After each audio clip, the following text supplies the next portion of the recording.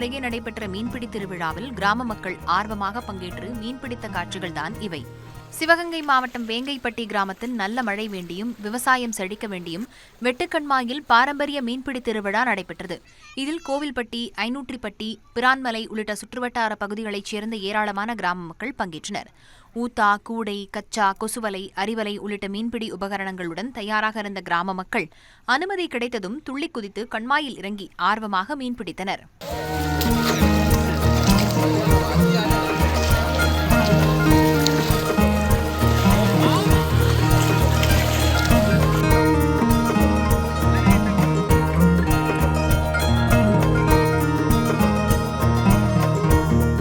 நிறைவாக விரா, கெண்டை, கெழுத்தி உள்ளிட்ட நாட்டு வகை மீன்கள் கிடைத்ததால் கிராம மக்கள் மகிழ்ச்சியடைந்தனர்.